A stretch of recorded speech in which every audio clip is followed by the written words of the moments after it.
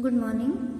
Class 7 का lesson 2 एकता टूटने पर पहले वीडियो में, इसके पहले पार्ट 1 वीडियो में हमने आधा लेसन पढ़ा था और आधा बाकी था, जो कि इस वीडियो में हम पढ़ेंगे पार्ट 2 में। ये दोनों छुटकू किसी काम के नहीं। पेड़ ने झल्ला कर सोचा, मैंने आज तक हर मुसीबत में इनकी जान बचाई, पर आज मुझ पर इतनी बड़ी मुसीबत आई है तो इन्हें अपनी अपनी पड़ी है। मेरा हाल तक नहीं पूछा, मदद करना तो दूर रहा।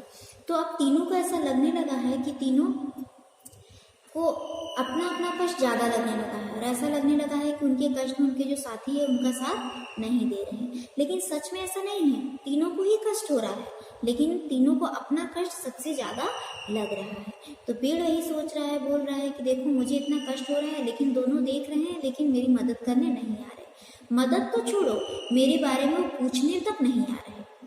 मैंने भी क्या साथी चुन रखे हैं, बंदर ने ठंड से कांपते हुए अपने से कहा। एक पेड़ है जो जमीन में गड़ा होने की वजह से सुरक्षित है, दूसरा पक्षी है जिसे आकाश में उड़ सकने के कारण कोई खतरा नहीं है।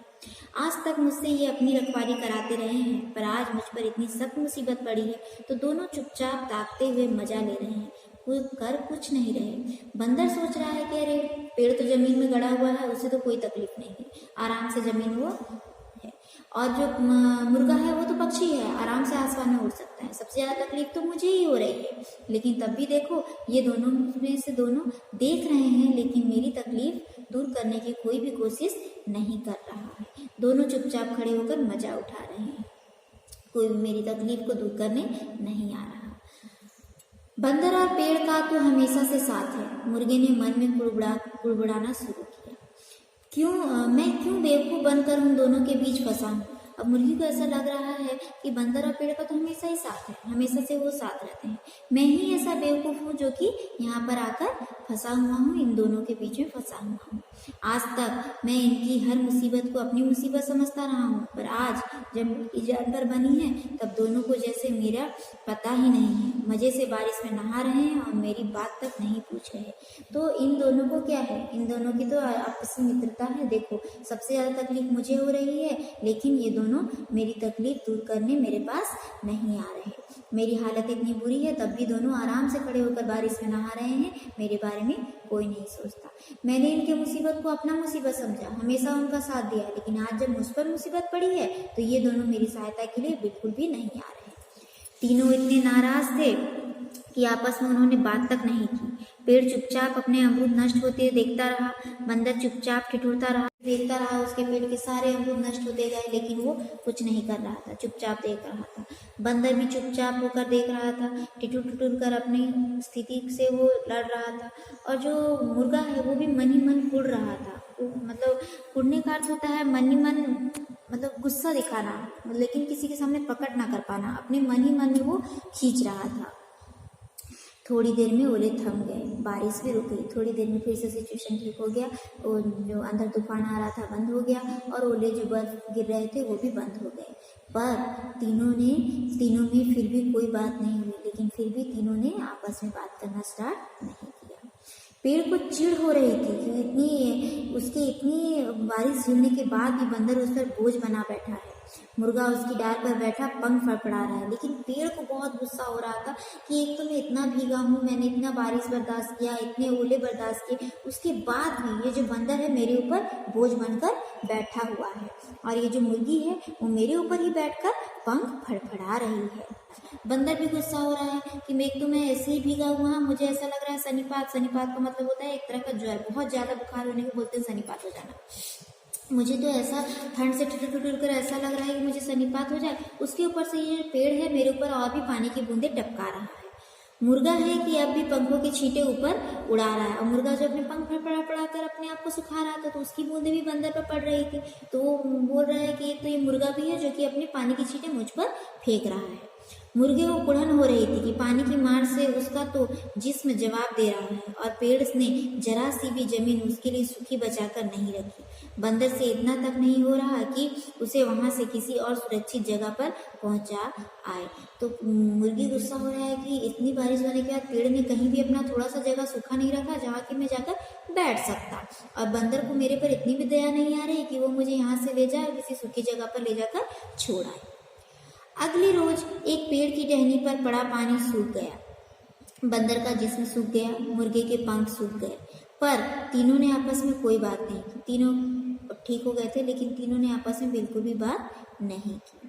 पेड़ सोचता रहा, अब आए उन दोनों पर कोई मुसीबत तो देखूंगा, अपने को कैसे बचाते हैं। तो पेड़ मन ही मन सोच रहा है कि अगर इस पर कुछ मुसीबत आए, उसके बाद मैं देखता हूँ कौन उनकी मदद करता है। मैं अब इनकी कोई मदद नहीं करूंगा। बंदर भी इसी तरह सोच रहा था और मुर्गा भी। तो तीनों इसी तरह से सोच रहे हैं, तीनों एक दूसरे के बारे में सोच रहे हैं कि अब किसी के ऊपर कोई मुसीबत आए, हम किसी की भी मदद नहीं करने वाले। उसी रोज एक कसाई आया, वह मुर्गे की तरफ बढ़ा तो पेड़ ने अमरूद नहीं टपकाए, ना बंदर ने मुर्गे को अपनी पीठ पर बिठाया, ना ही कसाई का थैला उड़ाया। मुर्गा कसाई के थैले में बंद हो गया तो बाकी दोनों ने सोचा अब पता चलेगा। बड़ा मुर्गा बना फिरता था। कसाई मुर्गे को लेकर चला गया। पहली पारी आई मुर्गे की। जैसे ही कसाई उसे पकड़ने के लिए आया, ना ही पेड़ ने उसकी सहायता की और ना ही बंदर ने उसकी सहायता की। ना ही पेड़ ने अपने फल टपकाए, ना ही बंदर ने उसकी थैली वहां से उठाई और ना ही उसकी कोई मदद की। आराम से कसाई ने मुर्गे को थैली में भरा, वहां से लेकर चला गया। ये दोनों मन ही मन सोचते रहे, अब मजा आएगा, अब देखना जाकर तुम्हें वो कैसे मजा चखाता है। अगले रोज चिड़ियाघर के लोग आए। उन्होंने बंदर को पकड़ने के लिए जाल बिछाया तो पेड़ ने वह टहनी ही टूट जाने दी। थोड़ी देर में बंदर जाल में था और चिड़ियाघर के लोग उसे घसीटते हुए लिए जा रहे थे। बंदर ने जब छूटने के लिए हाथ पैर मारे तो उन्होंने उसे खूब पीटा। पेड़ ने उसकी यह हालत देखी तो मुस्कुरा दिया। मन में उसने सोचा अब रात दिन पिंजरे में रहना पड़ेगा तो इसे होश आएगा। बड़ा बंदर बना फिरता था। अब दूसरी पारी आई बंदर की। चिड़ियाघर के लोग उसे पकड़ने के लिए आए। जैसे वो जिस टहनी पर बैठा था, पेड़ ने उस टहनी को ही टूट जाने दिया। आराम से चिड़ियाघर के लोग उसे वहां से पकड़ ले गए जाल में। जैसे वो वहां से छूटने की कोशिश करने लगा, उन्होंने उसे बहुत पीटा। ये देखकर पेड़ बड़ा ही खुश हुआ और सोचने लगा अब जाओ, चिड़ियाघर में जब तुम्हें जाल के अंदर रहना पड़ेगा तब तुम्हें मजा आएगा। उससे अगले रोज बहुत से लोगों ने पेड़ को घेर लिया। पेड़ ने सहम कर देखा कि उनके पत्थरों और डंडों का कोई जवाब उसके पास नहीं है। तड़ तड़ तड़ थोड़ी देर में उससे सारे अमरूद झाड़ लिए गए। फिर किसी ने कहा कि पुराना पेड़ है, इसे काटकर इसकी लकड़ी जलाने के काम में लानी चाहिए। एक आदमी के पास कुल्हाड़ी थी। बस उसी समय पेड़ की जड़ पर कुल्हाड़ी चलने लगी। थोड़ी देर में अमरूद टोकरियों में भरकर जा रहे थे और पेड़ की लकड़ियां लोगों के कंधे पर लदकर। तो लास्ट में पारी आई पेड़ की। लोग आए, उसके पेड़ों से तड़ तड़ करके सारे फल तोड़ लिए और यहाँ तक कि उस पेड़ को भी काट दिया कि उसकी लकड़ियां काम में आएगी। टोकरी में फल भर दिए गए और लोग कंधों में लाद कर उसकी लकड़ियां ले जाने लगे। एक गिलहरी वहीं रहती थी। मुर्गे, बंदर और पेड़ की आपसी योजना पर वह चकित हुआ करती थी। उसने मुर्गे बंदर के बाद पेड़ को इस हालत में जाते देखा तो लंबी सांस के साथ मन में कहा, जा रहा है यह भी लोगों का चूल्हा जलाने। बड़े दोस्त बन फिरते थे। तो जब उन तीनों में दोस्ती थी, जब एक दूसरे की हेल्प करते थे, तो ये देखकर गिलहरी को बड़ा आश्चर्य होता था कि देखो तीनों में कितनी दोस्ती है। लेकिन वही दोस्ती आज टूट चुकी थी और तीनों एक एक करके मुसीबत में पड़ चुके थे। और ये देखकर गिलहरी जो एक लंबी सांस लेती है, एक लंबी सांस लेते हुए बोलती है कि देखो ये भी जा रहा है किसी का चूल्हा जलाने मतलब उसकी लकड़ियां जो ले जाई जा रही थी, हो सकता है वो किसी के चूल्हे जलाने के काम में आती।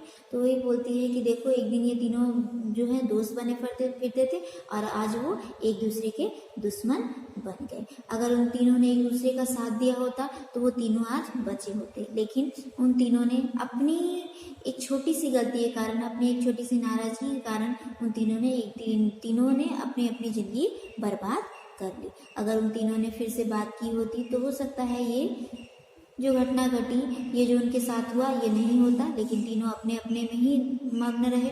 कोई अपने आप को झुकने नहीं देना चाहता था, इसलिए उनका अंत इतना बुरा हुआ।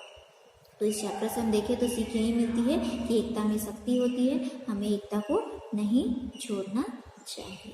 Thank you. तो इस लेसन का क्वेश्चन आंसर हम नेक्स्ट क्लास में करेंगे।